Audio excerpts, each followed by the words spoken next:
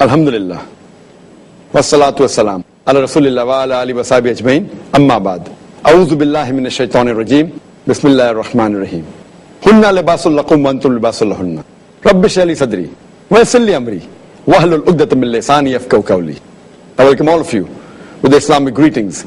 Assal-mo-alaikum wa rahmatullahi wa barakatuh. May peace, mercy and blessings of Allah subhanahu wa ta'ala be on all of you. I welcome you to the special program of Better Half or Bitter Half. And in this program, you're most welcome to ask any questions related to marriage, how to conduct a nikah, regarding how marriage life should be led. You can ask any questions that you'd like to know before you say I do, before you say Kabul hai, before you say I accept it, or any questions related to anything that related to your life after you say I do, after you say Kabul hai, after you say I accept it. You're most welcome to ask any questions regarding marriage. In short, you're most welcome to ask any questions so that after you say I do, you should have a successful wedlock and not a padlock. So the program will start Better Half or Bitter Half, wedlock or padlock. Assalamu-alaikum wa rahmatullah. Wa alaikum assalam wa rahmatullah. My question is, if a husband is economically stronger than his wife, and if the wife is asked to do the household chores and take care of the children, if the husband permits her to employ a maid and share her responsibility, will she be able to do a job and make herself economically strong? Please comment. As far as the question is concerned that if the husband is economically strong and can employ a maid, but the wife wants to be free from the household work so that she can do a job and be economically stronger or be independent. So is it permissible? Permissible if the husband agrees and doesn't have a problem, and as long as the job which the sister is doing is within the purview of the Islamic Sharia, it's permissible. But if she wants to do the job so that she is economically independent, then that view is not correct Islamically. Because in Islam, it is the man who's the bread earner. The woman need not think about a living. She is economically secured. It's the duty of the man to bear the financial burden. Before a woman is married, it's the duty of the father and the brother, and after she is married, it's the duty of the husband and the son to look after lodging, boarding, clothing, and all financial aspects. So if she wants to do the job just because she wants to be economically independent, even though the husband is financially strong, I feel that is not a good reason. You know, this is more of the Western culture, that I want to be independent so that I'm not a burden to anyone, so that I can do something, and then she may start boasting, then she may start earning more than the husband, then she may start bossing over the husband. All these things are not in line with the Islamic culture, Islamic ethos. Yes, if both the ends don't meet, and if she feels that I can employ a servant and pay her a couple of thousand rupees, and she does a job and she can earn maybe 5 times, 10 times more, and to help in support of the family, and if the job is within the purview of the Islamic Sharia, maintains her to do hijab, then there is no problem. But just to be economically secured and financially better so that she is independent, even though the husband earns enough money, I feel the view is not correct and it should be avoided. But permissible, if the husband gives permission, I wouldn't say it's haram, but I would say that the reason for doing a job is not a very good reason. But if she says that I want to do dawah and my husband is financially strong, I want to spend in the way of Allah subhanahu wa ta'ala, spreading the deen so that I get sawab and my family gets sawab, then that reason is good. If the husband is economically strong, instead of, she can easily employ a maid servant, pay 3,000-4,000 rupees, so that the wife is free, she can spend the time in the way of Allah subhanahu wa ta'ala, and she can overlook the household, that's a very good reason. But only to earn more money so that she is financially independent is not a very good reason. I hope that answers the question. Assal-mo-alaikum, brother. Wa alaikum assalam wa rahmatullahi wa barakatuh. Does Islam recognize a marital rape? This is the question, that does Islam recognize marital rape? Now this word is coined by the Western media. It is marital rape, like you're asking, is there an Islamic dance party or Islamic cocktail party? It is both are contradicting. Marriage and rape is contradicting. It's more in the Western world. It's like asking that I've seen a tall, short man and a fat thin man, both opposite.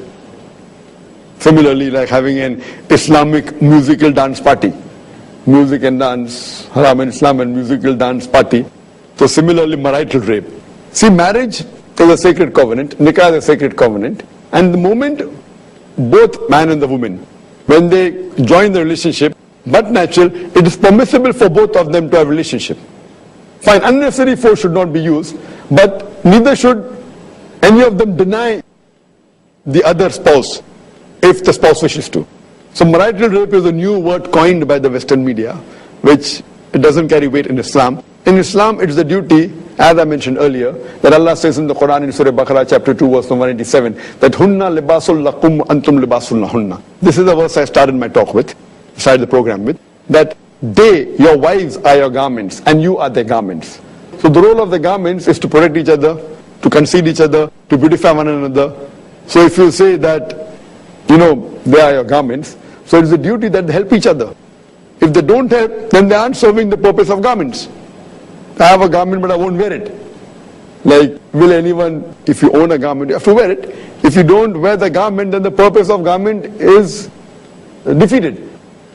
So similarly, a marriage is a covenant where but natural, as Allah says in Surah Rum chapter 30 verse 21, that Allah subhanahu wa ta'ala has put love and mercy between the hearts of the man and woman. So here I feel that rape means, by definition, having forceful sexual relationship with the opposite sex. When a man forces to have, without the will and the consent, forces to have sexual relationship with a woman, but it's taken for granted this is outside the marital bond. But now, since marriage is not used, technically rape means forcefully having sexual relationship with a girl without a permission, using force is a technical word. But in marriage, if the husband wants, it is the duty of the wife that she should agree, even though she may not have that mood. And as the hadith of the Prophet ﷺ, that if a wife refuses to have a relationship when the husband wants, the angels will curse her. So based on this, there is no question of marital rape taking place. And at the same time, the husband should be considered that if the wife is not feeling well or if a mood is not there, he should say, okay, we'll have it next time. So it's a relationship of hands and gloves. So if the wife is not in mood, it's the duty of the husband to be considerate and see to it that he has it some other time. So it is a relationship which is understanding. But if the wife maybe more than 50% them refuses, then it's difficult for the husband to always say no on relay. So it's understanding between the husband and wife. But in Islam, there is no concept of marital rape at all. It's in the Western country, it's there, not in Islam at all. Hope that answers the question. Assal-mo-alaikum wa rahmatullah. Wa alaikum assalam wa rahmatullahi wa barakatuh. Islam allows a woman to give khula, but in India it's easier said than done. So what does a woman do if she wants khula? As I mentioned in my earlier answer, that one of the types of divorces, that if the wife wants, she can request the husband to give khula. But if the husband does not give khula, she can go to a qazi, and if the husband does injustice to her and does not give her her rights, she has a right to go to the qazi and do nikah fasq. Nikah fasq means nullification of a marriage. Now this khula or nikah fasq is much easier done in an Islamic state where you have an Islamic qazi, and in khula the woman requests the husband, the wife requests the husband to give divorce. It's called as khula.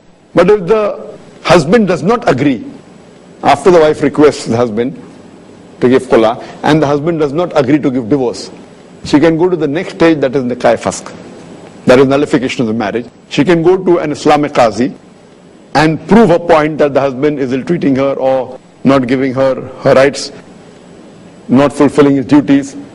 In India, because we don't have an Islamic state, but we do have some Muslim courts, and the country does recognize a Muslim personnel board. So in this case, they can approach that and the husband can be called. But if the husband resists, then you have to go to the normal civil court. You can go to Indian court, and then you have to hire a good lawyer. Because even though the Muslim judiciary or the Muslim small courts, they don't have a complete legal status. But when you go to a civil court, because the Indian government recognizes the Muslim personal law, even the Indian court of law, even if they are not Muslims, but if a normal Indian goes to the Indian court and wants divorce, the difference is that in a normal civil court, you have to prove that the husband is doing wrong things, etc. You have to wash your dirty linen in public. In Islamic court, you don't have to wash your dirty linen. It's done with a mutual consent. You go to the Qazi convinces. In the normal civil court, you have to wash your dirty linen in public. So in India, maybe you'll have to do that if you want a divorce. But it's possible even in India, but you have to hire a good lawyer who knows the law and even knows the law of the Muslim personal board. Hope that answers the question. Assalamu-alaikum. Wa alaikum assalam wa rahmatullahi wa barakatuh. Are the parents allowed to forcefully marry their daughter to whom she does not like?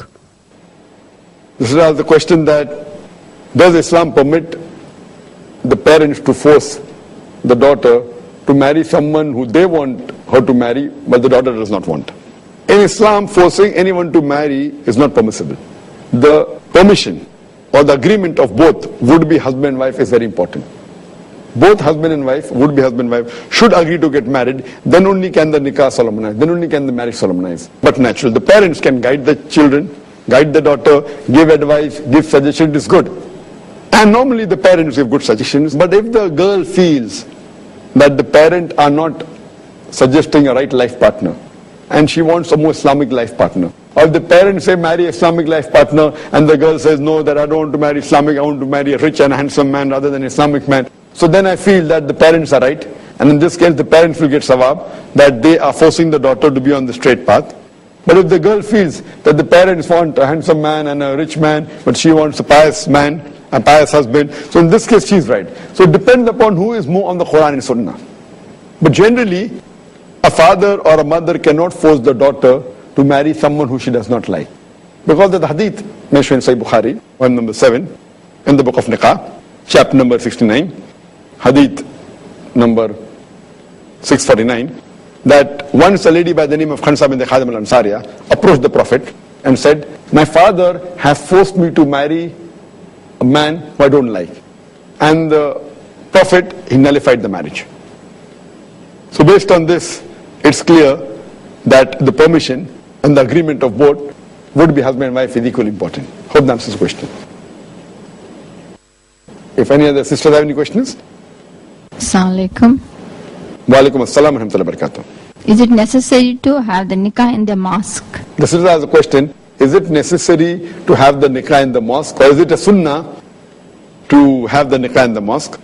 There is a hadith which is mentioned in hadith of Sunnah Tirmidhi, volume number 2, in the book of Nikah, hadith number 1089, which says that the Prophet said that to have nikah in the mosque, but the hadith is zaif hadith.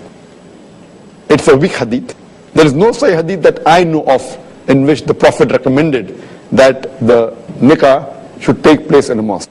But if someone wants the nikah to be conducted in a mosque, it is not haram, it's not makruh, it is mubah. If someone conducts in a mosque, it's acceptable. But it is not fard in Islam, neither it is a sunnah. But if someone wants to conduct it, it's good. But the Prophet said that make nikah easy, or the best of marriage is that in which the least expenditure is made. So in this context, if someone has in the mosque, it's perfectly acceptable. It's no problem at all. But it is not fard, neither it is proven from the Quran and Hadith. But a person, if he wants, he can get married in the mosque. Hope that's the question.